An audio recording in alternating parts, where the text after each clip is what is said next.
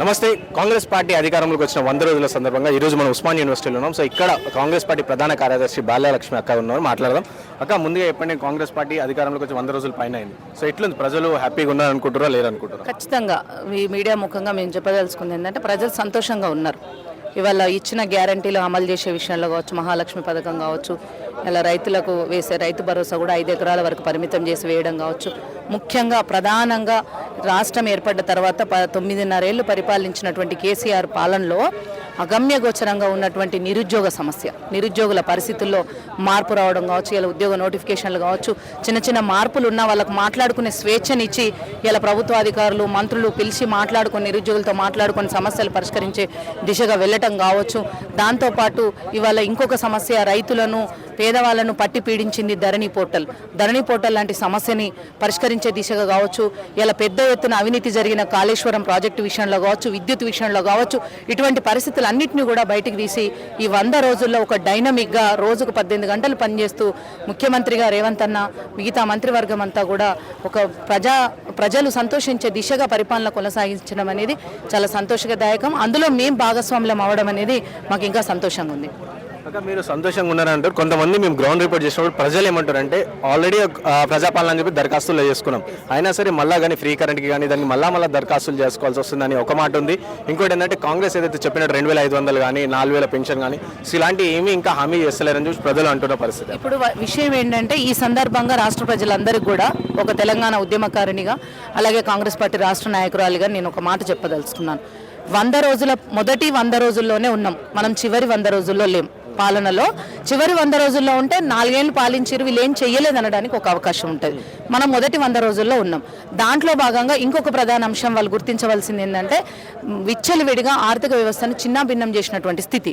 ఇటువంటి పరిస్థితుల్లో రాష్ట్రాన్ని అప్పుల పాలు చేసినటువంటి పరిస్థితుల్లో, ఇంతటి గడ్డు పరిస్థితులలో కూడా రాష్ట్రంలో ఏదైతే మేము గ్యారంటీలు ఇచ్చామో వాటిలో దాదాపు 80% ముందుకు తీసుకొచ్చినటువంటి పరిస్థితి. ఇప్పుడు మహిళలకు సంబంధించి ఫ్రీ బస్ సర్వీస్ కావచ్చు, ఇవాళ మనకు నిరుద్యోగులకు సంబంధించిన హామీ కావచ్చు, ఇవాళ దాన్ని ఏమంటాం మనకు గ్యాస్కు సంబంధించింది కావచ్చు, ఇలా కరెంటు కూడా ఏంటంటే లబ్ధిదారులను ఎంపిక చేసే క్రమంలో ఇప్పుడు ఇచ్చిన పథకం అనేది దుర్వినియోగం కాకుండా లబ్ధిదారులను ఎంపిక చేసే క్రమంలో కొంత జాప్యం ఏర్పడ్డది. కొంతమందికి ఆల్రెడీ అమలైపోతూ ఉన్నది.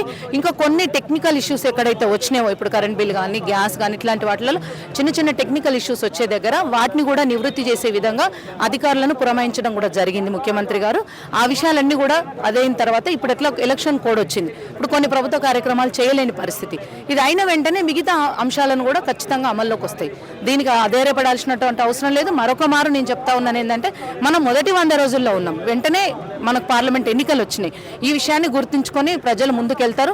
ఎక్కడో ఒక విషయం ఏంటంటే, మేజర్గా ప్రజల కంటే ఎక్కువ ప్రతిపక్ష నాయకులుగా ఉన్నటువంటి బీజేపీ కావచ్చు, ఇప్పుడు ఇక్కడ ప్రతిపక్ష నాయకులుగా ఉన్నటువంటి బీఆర్ఎస్ కావచ్చు, వీళ్ళందరూ కూడా ఏంటంటే ఎంతసేపు దుమ్మెత్తిపోసేటువంటి పని చేస్తూ ఉన్నారు. ఆ పనిలో భాగంగా వాళ్ళు చేస్తున్న ప్రచారమే తప్ప ప్రజలు అసంతృప్తిగా ఉన్నారని అయితే మేము అనుకోవట్లేదు. ఇదే సందర్భంగా మేము ఏం చెప్తున్నాం అంటే, బీజేపీకి సంబంధించిన నాయకులు 9.5 ఏళ్ళు వాళ్ళ పాలనలో ఉన్నారు. అప్పుడు కేసీఆర్ అవినీతి వాళ్ళ కళ్ళకు కనపడలేదు. 9.5 ఏళ్ళు పరిపాలన చేసిన కేసీఆర్కు పేదల పరిస్థితులు వాళ్ళు నెరవేర్చని హామీలు గుర్తుకు రాలేదు. కానీ కాంగ్రెస్ పార్టీ వచ్చి కనీసం ఒక 6 నెలలు కూడా కాకముందుకే ఇది చేయలే అది చేయలే, కరువు వచ్చిందని హరీష్ రావు అనుడు, ప్రజలు సోయి తప్పి ఓటేసిందని చెప్పి కేసీఆర్ అనుడు, ఇక ఏకనాథ్ షిండే అని చెప్పి కేటీఆర్ అనుడు, ఇవన్నీ ఈ రకంగా మాట్లాడేటువంటి విధానాన్ని అంతా కూడా ప్రజలే తిప్పి కొడతారు. దీనిలో వరి అవ్వాల్సిన అవసరం ఏం లేదు. ఎంపీ ఎన్నికలు అయిపోయిన తర్వాత ఎలక్షన్ కోడ్ అయిపోగానే మిగతా పథకాలన్నీ కూడా యాజ్ ఇట్ ఈజ్ అమల్లోకి వస్తాయి.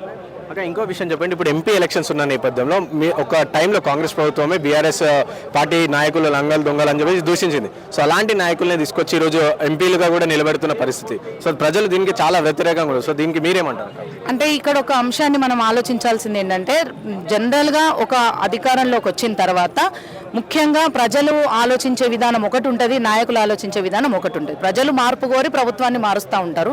నాయకులు ఏంటంటే కొంతమంది తమ వ్యక్తిగత స్వలాభం కోసము, కొంతమంది రాజకీయ లబ్ధి కోసము, కొంతమంది ప్రజా సంక్షేమం కోసం మాట్లాడేటువంటి ప్రయత్నం చేస్తూ ఉంటారు, వచ్చే ప్రయత్నం చేస్తారు. ఆ వచ్చే క్రమంలో కూడా ఆ పార్టీ నుంచి ఈ పార్టీలోకి రావడం, ఈ పార్టీలోంచి ఆ పార్టీలో కూడా ఇప్పుడు మేమైతే బలవంతంగా ఎవరిని గుంజుకోవట్లేదు. ఇక్కడ బాగా ప్రధానంగా మనం ఆలోచించవలసిన అంశం ఏంటంటే, మాకు లాస్ట్ టైం మా గవర్నమెంట్ రానప్పుడు బలమైన మెజారిటీ ఉన్నా కూడా బెదిరించి అదిరించి కేసీఆర్ గుంజుకున్నాడు. కానీ మేమేం చేసినామంటే ఇప్పుడు మేము ఎవరిని కూడా బలవంతంగా గుంజుకోలే, వాళ్ళ ఇచ్చా వాళ్ళు వస్తున్నారు. వచ్చే నాయకులు కూడా వాళ్ళు ఎలాంటి వాళ్ళు, వాళ్ళు ఎట్లా ఉంటారు అనే దాన్ని ఆలోచన చేసినాకనే ఏఐసిసి పిసిసి కలిసి నిర్ణయం తీసుకున్న తర్వాతనే అందులో ప్రజల పరంగా పనిచేసేటోళ్ళు ఒక ప్రజాప్రభుత్వానికి అనుకూలంగా ఉండేటువంటి వాళ్ళని మాత్రమే స్వాగతించడం జరుగుతుంది తప్ప అన్యాకంతంగా అపాత్రదానంగా చేసేదైతే ఇది లేదు. ఇంకోటక్క మందకృష్ణ మాదిగ మాట్లాడుతూ ఏమన్నారంటే కాంగ్రెస్ ప్రభుత్వం మాదిగలకు అన్యాయం చేస్తుంది, ఎందుకంటే నాగరికల్లో టికెట్ విషయంలో కానీ కావచ్చు. సో ఇలాంటి సందర్భాల్లో బీజేపీకే సపోర్ట్ చేయండి అని చెప్పేసి మందకృష్ణ మాదిగ చెప్తున్న పరిస్థితి అక్క. ఇప్పుడు నాగర్ కర్నూలు విషయానికి వస్తే అక్కడ మాదిగలు అంటే ఏ రకంగా ఇప్పుడు సంపతన్నకు ఇవ్వలేదని కదా. అయితే ఆల్రెడీ ఇక్కడ విషయం ఏంటంటే సంపతన్నకు ఎమ్మెల్యే సీట్ ఇవ్వడం జరిగింది, దురదృష్టవశాత్తు అన్న ఓడిపోయాడు. కానీ సీనియర్ నాయకులు మల్లు రవణ గారు అక్కడ ఉన్నారు, వారు కూడా ఆశించడం జరిగింది. సో ఇప్పుడు సీనియర్ నాయకులుగా ఉన్న వారు ఎంపీ కోసమే మొదటి నుంచి వెయిట్ చేస్తున్నారు కాబట్టి వారు పరిశీలనలు ఉన్నారేమో.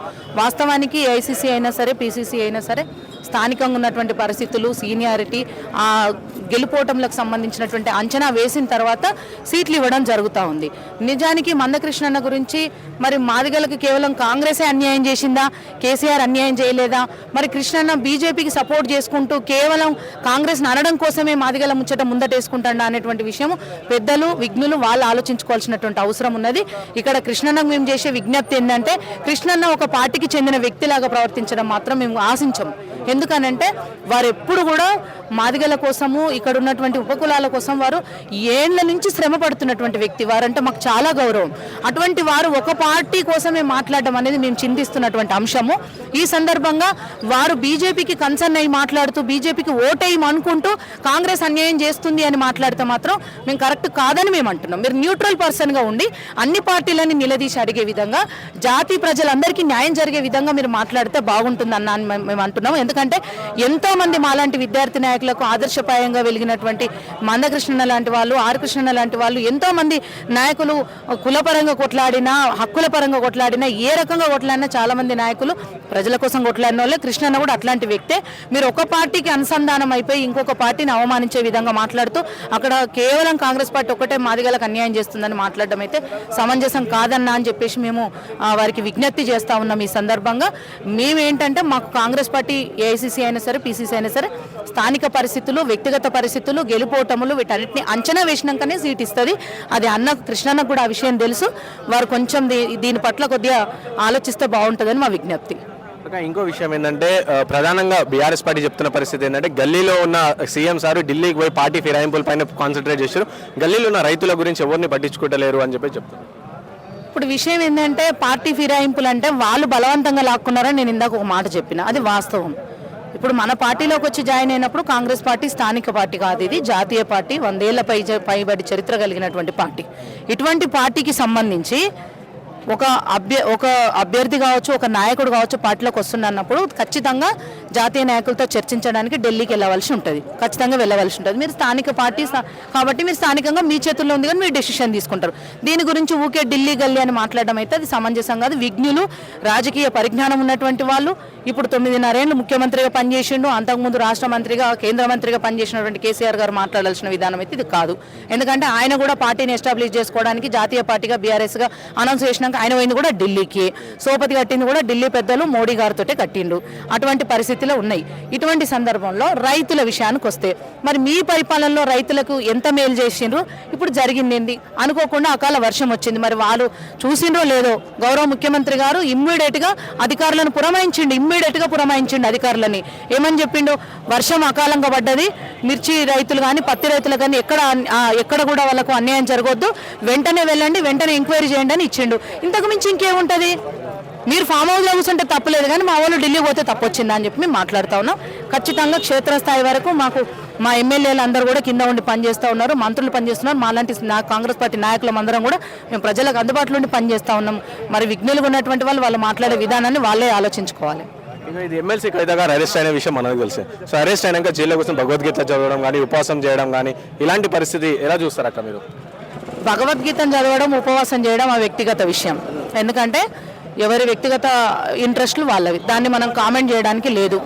ఇక ఆమె లిక్కర్ కేసులో అరెస్ట్ అయిన దానికంటారా దాదాపుగా సంవత్సర కాలం పైననే అవుతా ఉంది.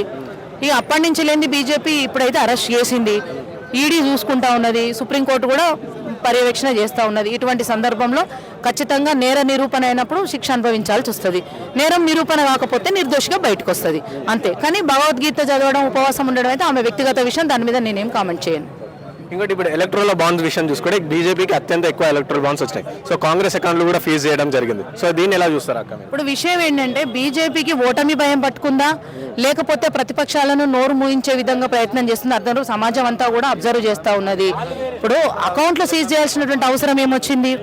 ఇప్పుడు అధికారం మీ చేతులు ఉందని ఈడీలను, ఐటీ దాడులను చేపించడము, అకౌంట్లను సీజ్ చేయడం అయితే ఇది రాజ్యాంగ వ్యతిరేక చర్య, ప్రజాస్వామ్యాన్ని హరించే చర్య. ఇవాళ దేశ పరిస్థితుల గురించి ఆలోచించట్లేరు వాళ్ళు. ఎంతసేపు ప్రతిపక్ష నాయకుల మీద దాడులు చేయడము, రెండవది మతాన్ని ప్రచారం చేయడము, మూడవది ప్రైవేటు శక్తుల చేతుల్లో వ్యవస్థలన్నిటి పెట్టడం.